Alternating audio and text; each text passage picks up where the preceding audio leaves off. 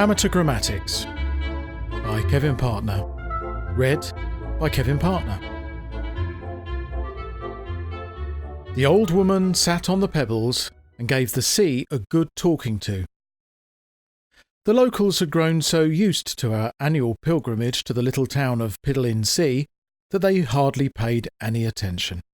At least, that was the way their rational minds explained how it was that they routinely ignored the impossible taking place before their eyes. "Now then," said Grammatical, resuming her decades-long tirade, "you owe me.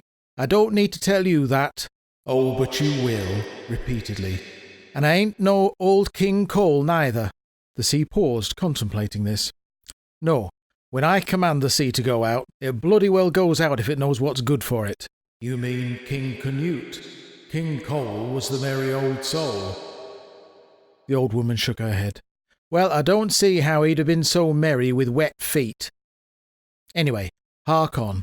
Our Terence, he goes by Tez, is crossing the Doggerel Straits this autumn, and young Erasmus, he's with Captain Sherry on the Southern Ocean.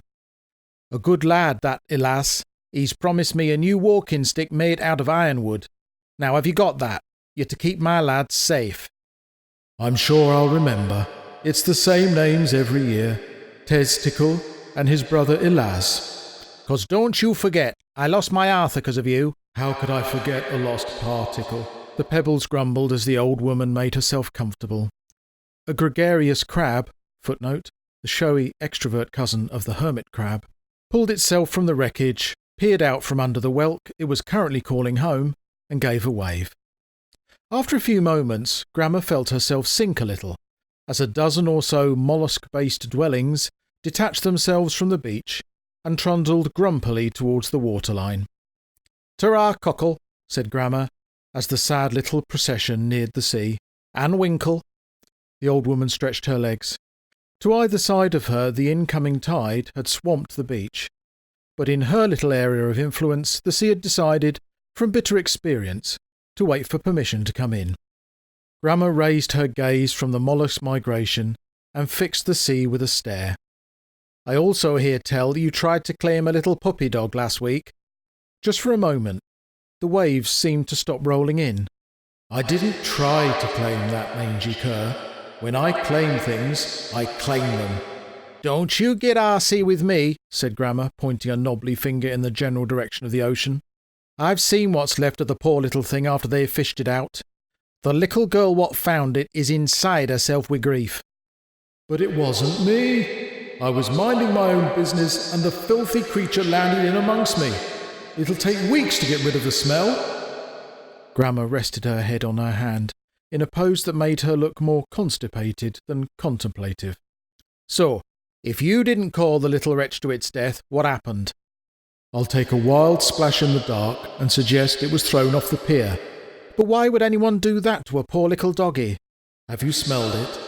"Well, if everyone what smelled bad were to be drowned at sea—" The old woman paused as the waves seemed to momentarily shudder at the prospect. "I suppose the seaside would smell better, but it ain't really practical. I know a lad called Willie Clitheroe. Now he reeks like something rotten, but it won't be his smell what gets him in trouble." "What would it be then?" "It'll be because he's got the brains of a turnip and the self-control of a zombie in a brains factory." Gramma settled back and looked up at the sky, seeming to barely notice the ridge of black clouds marching towards her. "No, there's more to this than meets the eye. I wish young Jessie Hemlock were here. She's the faggler, not me." The old woman hauled herself to her feet, causing a minor avalanche of pebbles. The top of a spiral shell poked out from the wreckage, and a tiny shape dragged itself clear, and with an almost audible tut staggered to the waves. "Right, cock," Gramma said to the sea. "I'm off." "Good." Gramma turned to walk up the beach. "And don't think I'm going 'cause of that rainstorm yonder," she said, pointing up at the sky. "You can save yourself the effort tomorrow." "Tomorrow?" "Aye, I've got some thinking to do, but I ain't finished with you yet. See you, cock. Don't go anywhere." "Ha, ha." Straightening herself as she reached the top of the stone steps onto the sea wall, Gramma glanced at the sea, which, it seemed, was pretending not to watch her. She chuckled to herself as she ambled across the cobbled street. For an elemental, there was nothing quite so satisfying as putting an element in its place. Other than, perhaps, a warm pint of stocky or winning an argument with Jessie Hemlock. Now there was a sharp mind, thought Grammer as she passed absent-mindedly in front of a mail coach that had moments before been travelling at breakneck speed. She was woken from her faglings by the horse's warm breath, which had, having entered her left ear, encountered little resistance as it left her right. "All right, cock," she said, waving up to the coach driver, who sat white-faced and trembling, watching her pass. The driver nodded and forced his face into a smiling rictus as he held the reins in an iron grip. It would not do to run over a witch. Horses were expensive. Grammer renewed her contemplation as she stepped towards the far pavement, hardly noticing as the horses sprung away, setting a new but unofficial equine acceleration record. Jessie Hemlock. Yes, she'd know what to do. No one else in Piddlin-Sea seemed particularly bothered about what had happened to the dog, but Grammer knew that something was odd about it. The old woman believed the sea when it said it hadn't called the dog to it, and to be honest, it wouldn't have solved the mystery if it had. She would either have had to explain why the sea hadn't managed to claim the creature, or who had thrown it in. The real puzzle, though, was what had happened to the poor thing's mind. Now, Grammer accepted that she'd been at the back of the queue when the brains were being handed out, but even she could tell the difference between something animate and inanimate. That dog was somewhere between the two. Drawn as she was to the inexplicable, she'd rescued it from the beach and installed the girl who'd found it at the guest house she was favouring with her custom. She'd hoped the dog was merely unconscious and would wake at some point, but she feared it would not. Under normal circumstances, the creature would either get better or it would die, but this one did neither. Not unless it could be dead but still breathing. It was as if the clockwork was still turning, but the hands had fallen off. Grammer stopped walking and looked down at the steaming bundle in her hands. She hadn't remembered going into Harry's fish shop. She heard the familiar squealing of a poorly lubricated sign and knew she'd somehow arrived back at her guest house. "That'll do, feet," she muttered. The door opened before she could knock. "Oh, hello, cock." "At last," said a relieved voice from the threshold. "Right worried we were. Our Barry was about to send out a search party. Although who he'd have roped into that, I don't know. He's a mystery, that lad, and a worrier. That's why we love him, innit?" Grammer muscled her way into the warm, brightly coloured hallway. "Oh, you don't need to worry about me, our Kevin. It were only the sea." "Well, I know that, our Grammer. But Baz, he doesn't think the sea should be messed with. He thinks it's dangerous, you see." Kevin, short, long, wiped his hands on his floral pinny and pointed into the sitting room. "Do you want a brew, or are you going to have your supper up in your room?" "Oh, I'll go upstairs if it's all the same to you." Short's face darkened just a little. Grammer smiled. "Don't worry, I won't sit on the bed, and I'll leave my teeth in." The old woman climbed the stairs. Halfway up she turned. "Oh, and Barry's right. The sea's dangerous. Only, you see, I'm dangerous-er. I'll see you later, cock."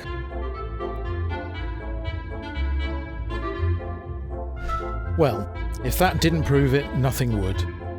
Grammer sat on the bed, waving a handful of warm scraps under the nose of the little dog, and it didn't stir a muscle. Grammer sighed, shovelled the scraps into her mouth, and chewed. There was nothing quite like the prickly feeling of fried batter and potato bits massaging your gum. "I didn't expect it would work, but it were worth trying," she said, showering Kevin's prize eider down in greasy slobber. "I know," said the little girl from her cushion on the floor. "I've tried all sorts to rouse him. I even whispered meow in his ear." "That were a good idea, Mary Ann, but I think we have to accept he's not coming back, lass." The little girl, on whom the dictionary definition of waif might have been based, wiped her eyes with the back of a dirty hand. "What are we going to do?" "We're not going to do nothing," said Grammer. "It's time you went home. There's nothing you can do for the little dog now. You leave him to me." "You're not going to give him to the sea, are you?" Beneath the grime, the girl's face went white, probably. Grammer shook her head. "No, I aim to get to the bottom of this before I decide what to do with him." Mary Ann got up. "Well, I'm sorry," she said before turning to go. "Hold on, missy. You best have that wash before you go. I did sort of promise young Kevin you'd clean yourself up when he agreed to let you come up here." Horror spread across the girl's grubby face, and she shook her head vigorously. "Look," Grammar said, "we'll just scrub the bits what's sure. That lad'll never check. He'd be too frightened of what he might find." Mary Ann relaxed a little and followed the old woman to the sink. Grammar filled the bowl with a pitcher and looked out of the window. Dusk was settling on the seaside town, and here and there candles were being lit. She plunged the girl's arm into the sink and began rubbing at the dirt with a flannel. "By heck, I reckon this is ground in, lass." It took longer than she'd expected, but after half a bar of carbolic and a lot of scrubbing, Grammar pronounced the girl clean enough and dried her. Mary Ann looked out the window at the gathering darkness. "You're not going out tonight, are you?" The old woman stopped adjusting Mary Ann's sleeves so they covered the remaining dirt. "Why'd you ask?" "Well, if you do, I hope you're not planning to go near the pier." The atmosphere cooled. Grammar considered being told not to do something as simultaneously a challenge and an insult. "And why not?" "That were where the doggy was thrown into the sea." "It's the fair. I don't go near it at night, neither do most locals." The girl shivered a little and cast a nervous glance in the direction of the pier, illuminated by bright torches and coloured candle lights. Grammar's eyes narrowed. "Why's that, lass?" Mary Ann wiped her cheek dry and dropped the soiled towel onto the bed. "Well, for example, this used to be a right popular place for cock parties." "For what?" "You know, when a lad's about to get married, his mates bring him to the seaside to mess about," said the girl. Mary Ann thought for a moment. "I suppose they get cocky, hence the name." Grammar, who had momentarily frozen, reanimated with a smile. "Yes, I imagine you're right about that. We calls them piss-ups round my way, but it amounts to the same thing. But what's that got to do with the fair on the pier?" "Well, they don't come here very often any more. Seems word's got around." "Word about what?" Grammar, never the most patient of souls, was reaching her limit. Mary Ann scanned the room, before moving closer to Grammar. "The 100-mark wager," she whispered. "Look, lass, I'm a bit tired and me battered gristle is starting to repeat. If you don't get to the point pretty sharpish, there's going to be trouble." The old woman wagged an arthritic finger at the girl, who backed away. "Sorry, Grammar," she said, "there's this booth at the fair. You pay 5 marks to get in, and if you stay inside for 10 minutes, they give you 100 back. They say there's nothing that'll harm you, but no one's won the money yet." "What's in the booth?" Mary Ann shrugged. "No one knows. We haven't been able to get any sense out of the lads that have tried it. Gibbering wrecks they were. None have ever come back neither." Grammar sat on the bed and considered this. 5 marks? That's a lot of brass. But then I expect they think how fine it would be to start their married lives with a small fortune under the mattress. No wonder they keep coming here. Word gets around about the prize, and there's plenty of jack-the-lads who think nothing can scare them. Bloody idiots. The old woman lit a candle and handed it to the girl. "Come on then, lass, let's be getting you home." It was dark on the landing, but halfway down the stairs she heard Kevin's voice from the master bedroom. "What's that light? Is that you, Grammar?" Grammar paused halfway down the stairs. "Don't worry, lad," she said. "It were only Mary Ann with a candle in her hand." They reached the hallway, and by the flickering light of the candle, unlatched the bolts and stepped into the night. Mary Ann lived on Slipshod Alley. Truth to tell, Grammar wasn't entirely happy leaving her there, and shook her head as she watched the girl slip her way between the railings and through a basement window. Mary Ann had some talent, that was for sure, but she's insisted on returning to the slum she called home. The old woman had considered more than once whether to offer to take the girl back to her cottage in the Butterlins Mountains, but she wasn't sure whether the change of scenery would suit her. Somehow, Mary Ann was at home by the sea. Yes, she'd be better off apprenticed to a sea witch, though they as a rule tended to be fat, smelly, and to have more limbs than was good for them. Grammar picked her way carefully back to the main street beside the beach. A half-moon flirted with insubstantial clouds as its reflection winked at it from the sea. She was glad of the light, as there was precious little illumination to help her navigate the broken cobbles aside from the occasional candle optimistically shining from the shop windows along the seafront. Precious little light until she looked up at the pier, that is. "Bloody hellfire," she said as, pausing for a moment to look back along the street to where Kevin and Barry's guest house lay, her mind made itself up and she followed it. Grammar was a simple woman and she didn't like mysteries. Now, as well as the case of the dog with the missing brain, she had this carnival. Something told her they were connected, though she couldn't see how, and she knew she was unlikely to work it out without having the dots connected for her. If only Jessie Hemlock were here. What would Jessie do? Grandma was pretty certain her sister witch would also be making her way to the carnival, but she'd probably have a plan. Known for her faggling was Mother Hemlock. The old woman was also nervous, just a little. She was happy enough to put the sea in its place, and the simple folk of her country were easy to understand and steer to the right abouts. But whoever was fleecing these bridegrooms of their dowries had to be both cunning and terrifying. Grandma could manage one of these at a time, but not both at once, as a rule. And there was the matter of the 5 marks for entry. She only had 3 marks with her, and most of that was intended to pay Kevin and Barry for their hospitality. 5 marks was as much as a farm worker might earn in a year, and it would hurt her grievously to lose it, even if she could come by it somehow. But it would hurt more to turn away from the mystery and shuffle off like the meek old woman she certainly was not. Now she could hear organ music, automated by the sounds of it, and she found herself joining others on their way to the fair. By the time she reached the gate, she was part of, if not a horde, then certainly a throng with pretensions. A cranitan stood beside the gate, slapping the head of its club lazily into the palm of its hand. Grandma tried not to stare, but she'd only encountered jungle trolls when travelling circuses had got lost on their way to somewhere more populous and ended up in the Butterlins. On those occasions she hadn't got the impression they had a violent nature, but she was pretty confident this one knew what to do with the shaped branch she was casually brandishing. "All right, cock," she said to the cranitan as she reached the ticket booth. The creature bent forward, wrinkled its bulbous nose and bared its fangs. But then it looked closer, and saw for a moment what lay beneath Grandma's outer appearance, before shaking its head and directing its malevolent attention to the next person in the queue. The man behind the window looked from the troll to the little woman and then shrugged. He'd seen stranger things, although not recently. "One little old lady ticket," said Grandma, offering up a 10-penny piece, which the man took without looking before handing her a ticket and nodding to the boy on the gate to let her through. It was only as she disappeared into the crowd that he realised she'd got in for half the ticket price. His eyes narrowed at this injustice. After all, he and his comrades were the ones who were supposed to be doing the fleecing around here. Grandma chuckled. "Strike first." The old woman gazed around at the brightly lit sideshows. "I wonder where they get all the gas from," she thought. "Must cost a fortune. And the noise. 100 people in the confined space sounds like a dragon with indigestion. But with the organ music and the incessant crying of the stall holders, it was nothing short of a cacophony. Fortunately, Grandma was pretty deaf, so she breezed through the chaos in search of her favourite game. Footnote: Grandma had always believed that pleasure should come before, or instead of, business.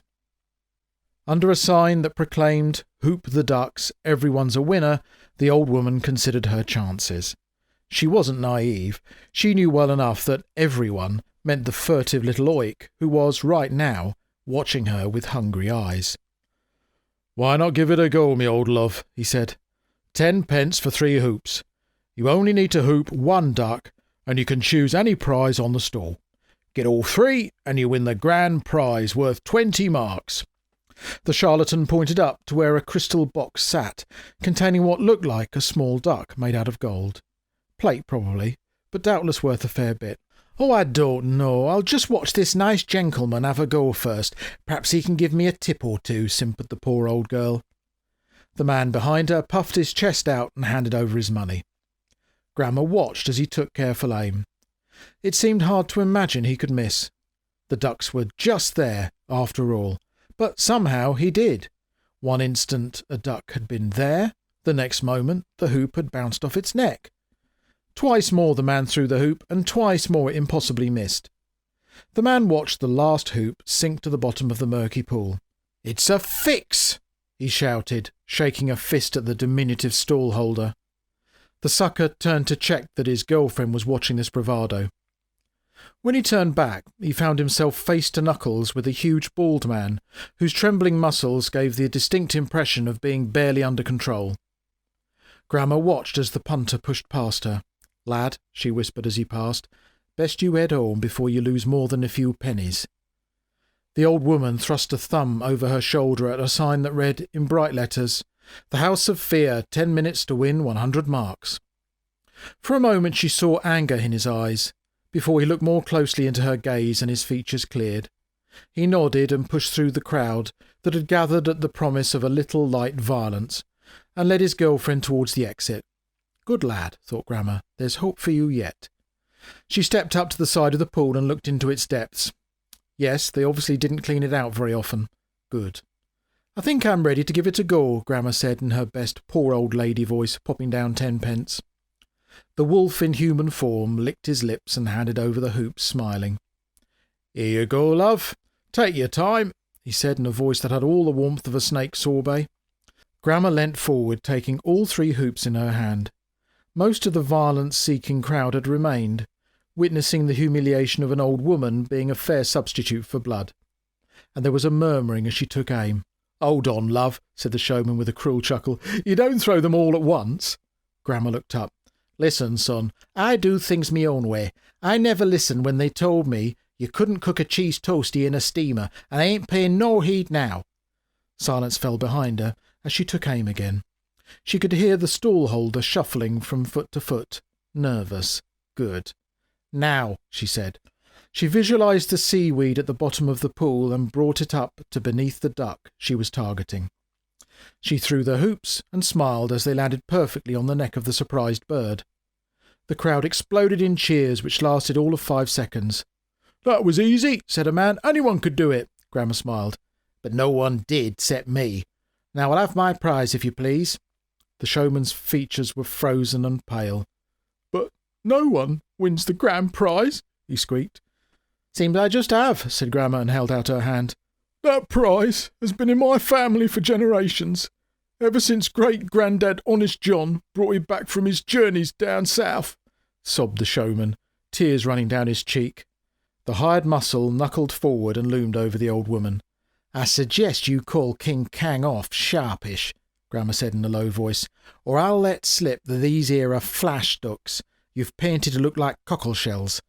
You've trained 'em to zip out of the way at the last moment." At a mutter from the showman, the muscle retreated into the shadows.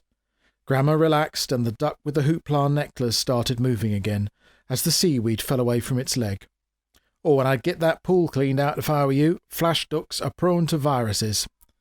The showman wiped his face, hardly seeming to hear her. "Look, I'm not a cruel woman," lied Grammer. "I don't want to deprive you of your family heirloom." Hope arose in the swindler's face. "Oh, thank you so much." Grammer smiled. "You said the prize were worth 20 marks. I'll be happy with 10, and you can keep it." Now the showman's face was a complex mixture of relief and annoyance. 10 marks would wipe out his profits for the month. But there was more than one way to skin a banana, as his great-grandfather had said. She was, after all, only a little old lady, and it was a long trip back to the town in the dark. "All right," he said before disappearing into the booth. After much rummaging, he returned with a heavy pouch. The old woman took it, judged its weight, and shook her head. "I weren't born yesterday," she said. "This is half a mark short." Red-faced, the showman searched through his pockets until he found 5 10-penny pieces and dropped them in the bag. Grammer nodded. "Ta cock," she said, and pushed her way through the crowd, which, had it appeared, now decided to try its luck. The old woman sighed. It seemed likely the showman would make back much of his losses this very night. With 10 marks in loose change weighing her down, Grammer resisted the temptation offered by Professor Dippy and his fly circus, the wonderful waxworks of the Weird, and Rector Refractor's Hall of Mirrors. It was time to find out what the bloody hell was going on. So far, all she'd experienced was the normal charlatanship of the fair, but that couldn't explain what Mary Ann had described. Anger and embarrassment, they were standard fare at the fair, but memory loss and blind fear, that was a different matter. Grammer wasn't easily frightened. You needed to have wits in the first place before you could be scared out of them. But what she lacked in wits, she made up for in wiles. There was something out of the ordinary at the heart of all this, and she felt a chill in her soul as she approached the gaudy sign. Arriving at the booth, she looked up into a skeletal face, white skin pulled so tight that she could see his cheekbones dancing around as he spoke. "I think you might be lost, little lady," he said, pointing up at the sign. Grammar shook her head. I can read, laddie. She reached into her pouch and counted out 5 marks, plonking them down on the worn wooden lip of the ticket booth. The white face creased into a grin as gloved hands swept the coins beneath the countertop. If you insist, he said. It's just that you're not our usual clientele. Ain't that the truth? A hint of uncertainty softened the face, and the smile faded. Oh, but where are my manners? I am Mortock, and welcome to my fair. Grammar thought for a moment. You're not from around here, are you? You're a sharp one and no mistake, Mortock said, not noticing how the old woman's face darkened. No, indeed. I hail from the ice kingdom of Bijami Snowmore, far to the northwest. Well, you wouldn't know it from your accent. You look like a jammy, but you talk like a soft southerner. I was educated in Varma, responded Martok, running his hands over his mask-like skin. Unfortunately, my learning came at a price. Next time you go into warmer climes, remember, slippy, slappy, sloppy keeps your skin floppy, Grammar said with a smile. Mortock's face was even more immobile than usual. I'll bear that in mind. That's a good lad. Never too late to learn a lesson. Now, what exactly do I have to do to win the 100 marks? Martok pointed to the door at his right. It was set into a huge canvas marquee that completely sealed off this end of the pier. It's simple enough. Go through that door and come out the other one. Grammar nodded. Is that it? There is one complication, Mortok said, his skin stretching like old leather. You cannot exit until the bell tolls. There is a gate inside that uses a clockwork timer. It will swing open when your 10 minutes is up. If, however, you want to be let out early, simply scream. Mortok watched with satisfaction as the colour drained from the old woman's face. That would teach her to give him lip. He'd be surprised if she lasted a minute. Truth to tell, Grammar was rattled. Mortok was a pro. That was evident, with a heart as stony as his skin. And he'd successfully ripped off bridegrooms for years without ever being caught. All this suggested more than just cheap tricks and grease paint. But then Grammar was no ordinary punter, and like as not, she would be able to deal with whatever was behind the door. Like as not. The old woman shuffled towards the entrance. She'd intended to fool Martok into thinking she was truly scared, the better to lull him. But she found she wasn't in fact having to try too hard. Her false teeth rattled as she placed her hand on the doorknob. If I break my ivories, there'll be hells to pay, she chattered. She turned the knob, which, true to cliché, made a grinding noise. The hinges creaked naturally as the door swung open onto a dark corridor, illuminated by nothing more than a couple of lamps hanging from the canvas roof. She had to give it to Mortok. He was a real showman. Once she was completely inside, the door was wrenched backwards before Mortok's face appeared in the gap between door and jamb. 10 minutes, he said before closing it. Grammar fought to control the feeling of confinement. She'd always regarded claustrophobia as a pretty poor excuse for not doing a day's work down the mine, but here in this enclosed dark corridor, she could almost feel the walls constricting. Oh, get a grip, she said out loud. You've been in tighter scrapes than this before, and all you've got to do is scream to get out. An image popped into her mind of a grinning Mortok as he opened the doors to let her escape. No. While she didn't like it in here, she preferred it to the humiliation of letting someone get one over on her, especially that ghoul outside. Talking of which, she had considered whether Mortok might employ ghouls to scare people. But the average bridegroom would be pretty inebriated by the time he rolled up to the pier, and in that sort of a state, ghouls are barely visible, since they only operate on the rational mind. The more spirits you drank, the less spirit you saw. No, ghouls would not do. And, anyway, they were smelly bastards, so it'd be hard to keep the stench inside. Grammar could hear nothing but the muffled soundtrack of punters being divested of their loose change. Inside the House of Horrors it was almost silent, the air thick with dust. She stepped forward and immediately back again as a deckboard creaked beneath her feet. Tutting to herself she pressed on.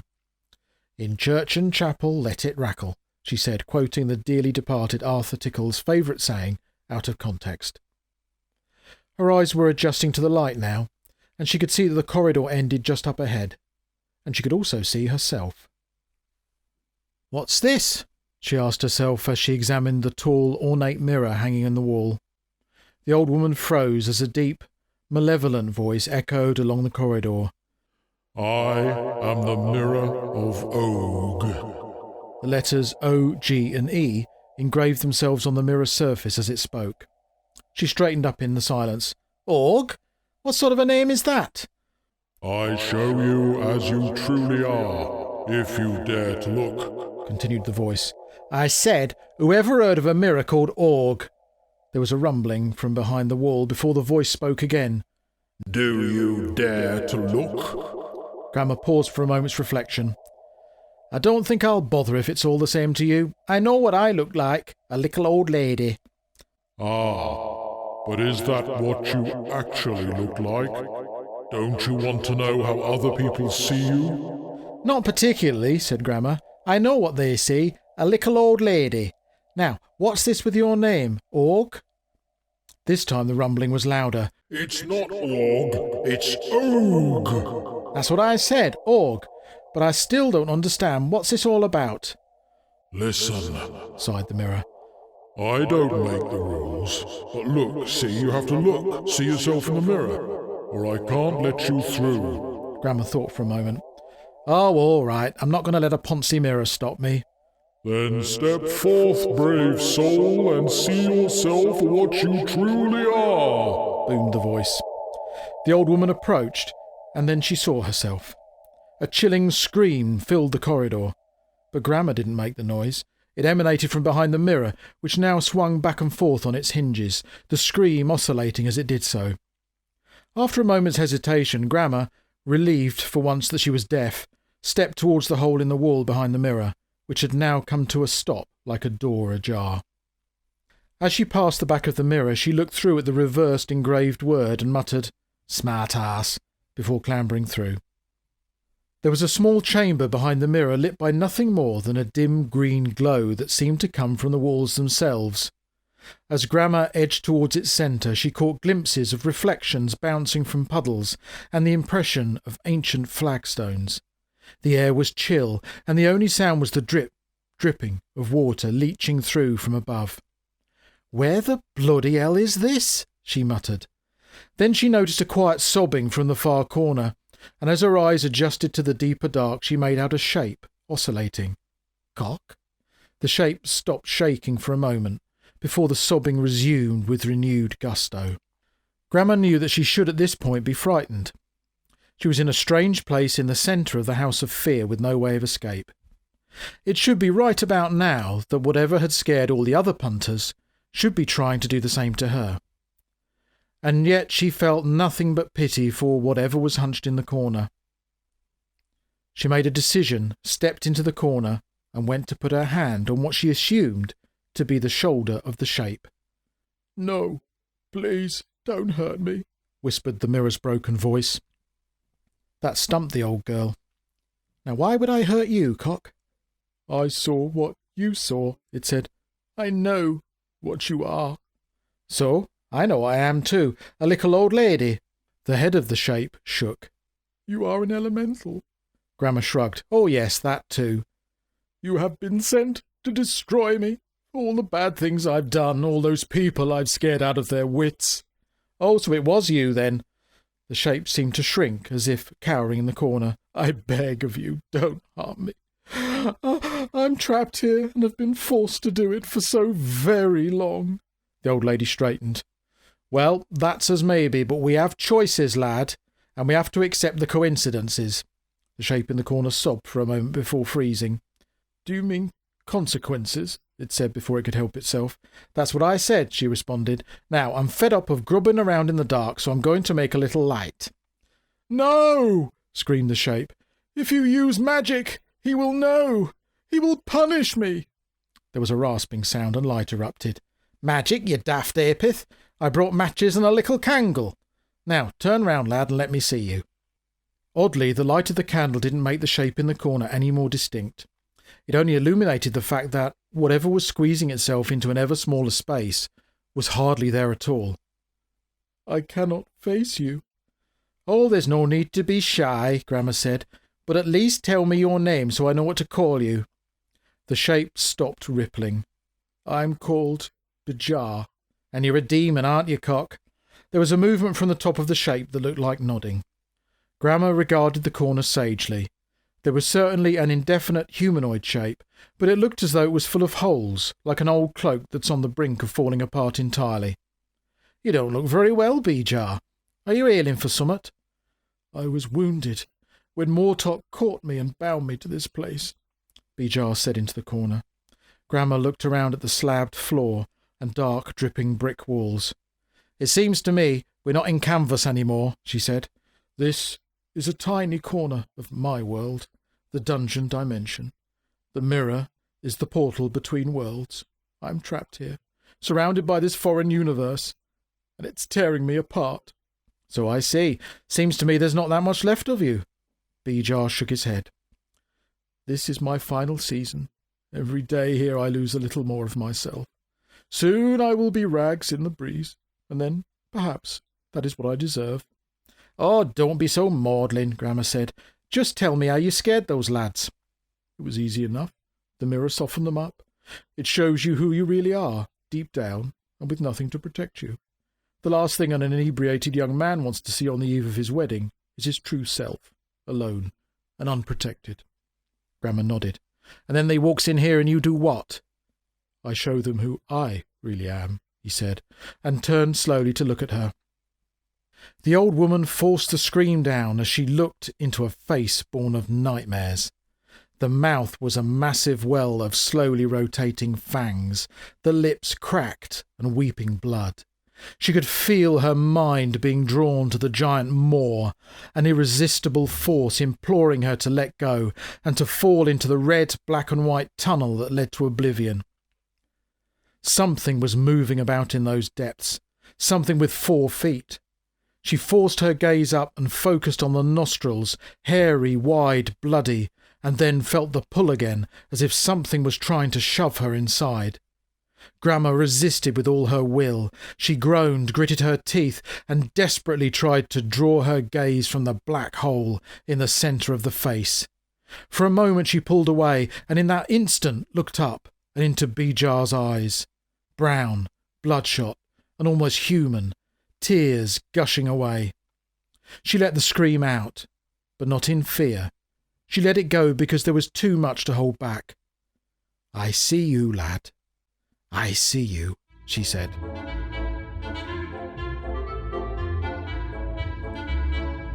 It was the smell of raspberries that woke Grammar up.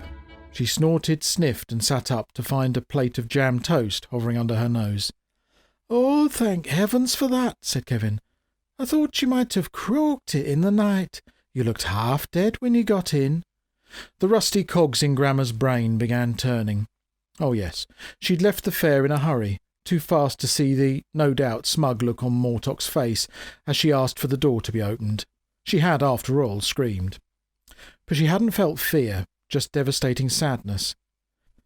When she dragged her gaze from the awful maw, which opened like the mouth of an anglerfish, except with the lure inside, she had indeed seen the real Beejar. Not the monster disguise that he wore, convincing though it was, but the soul behind the eyes. A soul in an agony of guilt and pain, in a wretched body that barely existed. No wonder it drove the punters out of their minds. It was like opening a gift box and finding herself staring into the face of death herself. Blindingly dark and totally overwhelming. Luckily for Grammar, her little mind was made of the sort of iron self-assurance that leaves no gaps for existential assault. So all she felt was a supreme pity for the poor creature, forced to reveal itself like a peacock, paid to parade till its tail fell apart. "Grammar?" The old woman snapped out of her thoughts and sniffed. "Oh, a nice brew, that's what I need, thanks, cock." When Kevin had left, Grammar sat back and chewed on her toast. Her ivory teeth remained in the jar by the bed, since they ruined all the fun. She remembered hurrying back, her mind spinning, and she knew she'd had an idea. And it had been a good one. It was something to do with the demon and the little doggy. Now, if only she could remember. After a few minutes of masticating, her jaw stopped moving. She looked out of the window and smiled. An hour later, as the mid-morning sun lit up the stained-glass rainbow of Kevin and Barry's front door, Grammar hobbled down the stairs, called a farewell, and opened the door. Getting out of bed had been a triumph of will over rheumatism, but she'd been determined to act on her cunning plan before she either forgot it or saw some fatal flaw. This was a plan she was going to see through, and she was going to brook no arguments, particularly from herself. Grammar stepped onto the street and squinted up at the perfect blue sky. It was hard to feel miserable on a day like this, but she still felt the weight of that poor demon's plight on her soul. If all went well, she'd be helping more than one desperate creature by the time the day, or night, was over, but there was much to do. Grammar was exhausted by the time she arrived back at Kevin and Barry's that evening. She slumped into a chair at the dining table as Kevin fussed around her. "Knackered, that's what you are," he said. "I told Barry, I said, that Grammar's chewing a banana from both ends, and soon enough there'll be nothing left of her." The old woman said nothing. Kevin cracked first. "Aren't you wondering what a banana is?" "Not really, Cock." Kevin continued to chip away at the rock face of Grammar's disinterest. "Well, our Barry thinks it's a kind of tropical fish, but I said to him, I said, that's a piranha, not a banana. I mean, after all, who'd chew a fish?" The old woman said nothing. "I'll fetch your supper. Meat and spud pie it is." Kevin sighed and moved towards the kitchen door. "Anyway, I told him a banana's obviously a kind of cigar." Grammar just caught Barry's deep voice echoing from the kitchen. "And I said, that's a Havana." A strong brew and Barry's hot pie revived the old girl a little, although her body would have given anything to slope upstairs and snuggle under the duvet with a bottle of Stocky. But her soul couldn't bear the thought of one more night's torture for that creature on the pier. She popped her teeth out, laid them on the table, and tucked into a big chunk of spotted prick covered in custard. Now had she thought of everything. She tracked down Mary Jane and told the girl to meet her outside Kevin and Barry's at sundown. She'd also had a long conversation with the sea. It had taken some time to explain her plan fully, elements being somewhat monolithic in their thought processes. But she'd finally got its agreement. Indeed, it seemed to her that the ocean had been keen to help. The waves had been positively frothing as she left the beach. Grammar cleansed her mouth with tea, reinserted her teeth and went upstairs. She glanced out of the window at the lights of the fair on the pier and nodded. It was time. One last thing, though. "Right, little puppy," she muttered. "Let's be off with you." Grammar lifted the dog into her bag, pulled it over the shoulder, and headed down the stairs. Mary Ann was waiting outside. "Hello, lass," said Grammar. "Here, you take the bag. It's too heavy for a little old lady like me." The girl smiled. "Of course, but I wish you would tell me what you're planning." They headed off along the seafront road towards the pier. "Never you mind, Mary Ann. If I'd faggled this right, I can save more than one life tonight." Mary Ann fell into step beside the old woman as they moved unnoticed through the twilit streets. As they walked, more and more people emerged from side streets until, by the time they reached the gates and the Cranatan, they were again enthronged. "Right, you give me the bag," said Grammar, grunting as she took the weight of the hidden dog. "Remember what you have to do now. I'm depending on you, Mary Ann." The girl nodded. "I remember, but just you be careful, Grammar. I've heard terrible things about this fair and the man what runs it. Some say he's a ghoul." "Oh, he's no ghoul," Grammar said, "though his heart is as black as one. He's as human as you and I, and it's time he was brought to account." The old woman turned and handed her entrance to the ape on the gate, and disappeared into the punters. Mortock was surprised to see her. She could tell from the way his skin went taut, before creasing into an inauthentic smile. "Bet you didn't think I'd be back for more, did you, Cock?" she said, plopping the other half of the previous night's winnings on the table. "In fact, little lady," Mortock said, "you're the first person who's ever come back. I'm not sure it's entirely in the rules, nor am I quite sure how you've come out of the experience so very unscathed." Grammar laughed and raised her voice. "Ah, afraid of a little old lady, are you? Can't be that scary inside, can it, if you won't let a little old lady have another go?" Reflexively, Mortock went to put his hand over her mouth, but stopped himself just in time. "Well, I expect we can make an exception in your case, madam," he simpered, waving her towards the entrance to the marquee. "Same rules as before, though, and I'm not sure it'll be any less scary this time." "We'll see about that," Grammar replied. The old woman picked up the bag in one smooth motion, and was through the door before Mortock thought to ask her what it contained. Time was now short. Grammar knew that once he'd had time to reflect properly, There was every chance that Mortok would suspect something, barge in here and ruin everything. So she hurried to the mirror and knocked on it. A deep, uncertain voice said, "Who's there?" "A little old lady." "A little old lady who?" "I didn't know you could yodel, lad." Footnote. Sometimes, however dire and urgent the situation, you just have to see the joke through. "Is that you, Grammar?" said the voice. Any portentousness it might have had swept away in the cause of comedy. "Yes, Cock. Now wind the mirror back. We haven't got long," she said, before stepping through into the demon dimension. Beejar sat in the far corner as before, although Grammar thought she could dimly make out footprints where he'd run across the floor to hide. As before, his face was in shadow, something Grammar was grateful for. The old woman crouched beside the shape and reached out. As her hand touched the shoulder, she felt a shiver and had the impression that, if she pushed just a little harder, her hand could pass right through the demon. "Now then, lad, we both know you're in a bit of a state," she said. "I can't see you lasting more than a few weeks. You're wasting away, losing a little bit of who you are with every set of wits you scramble." Beejar sobbed quietly. There. But I'm going to ask you something now, and it's very important you tell me the truth. Right, lad?" She could see him nodding and pressed on. "I have a feeling that a little doggy strayed in here a few days back. Is that right?" The demon's body froze before collapsing in on itself even further. "Yes," Beejar hissed between the sobs. "And knowing that you're lonely, I expect you thought he might make company for you, and that you couldn't hurt him on account of dogs having no wits to start with." More sobs, more nods. "I don't blame you. Who wouldn't want a friend when they're so alone?" the old woman continued. "But you don't know dogs very well, lad, because they do have minds. Different to humans, certainly, though not as different as some men would like to think. But they have minds, and this little doggy lost his when he looked at you." "Yes," Beejar said. "I'm sorry. I did not know. And then Mortok found his body and punished me. I don't know what happened to the poor thing." Grammar smiled. "I do, lad. He's here." The shape swung round so fast that Grammar barely had time to look down at the flagstones on the floor. She could dimly see the demon's maw reflected in the damp floor as its eyes scanned the room. She opened the bag at her feet, and there was a howl of grief as Beejar recognised the dog. "Now stop mothering," she said. "We don't have long before that devil outside comes rushing in, along with that brute he keeps to rough up little old ladies like me.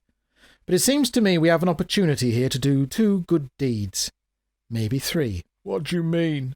Grammar risked a sideways glance at the creature next to her. He was looking down. Good. "Well, here we have a living body without a mind, and you, lad, are a mind without a body."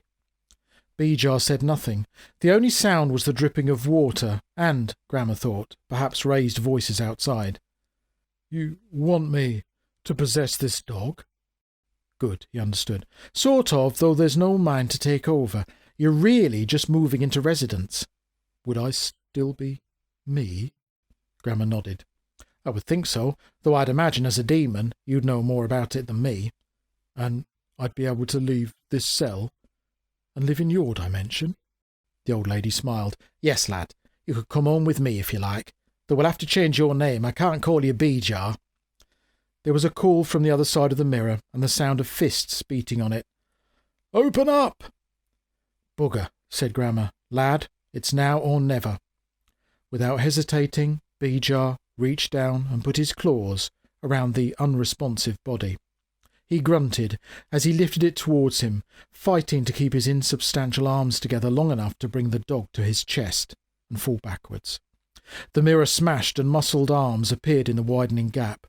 Grammar looked at the floor where the demon had collapsed. "Lad," she said, and then she saw it.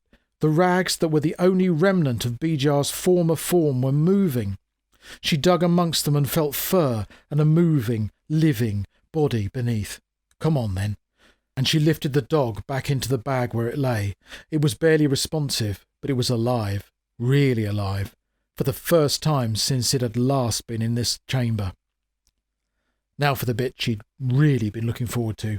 "Right, you lot, you've had this coming to you," she said, before whispering some words of command under her breath and approaching the huge brute in the mirror door frame.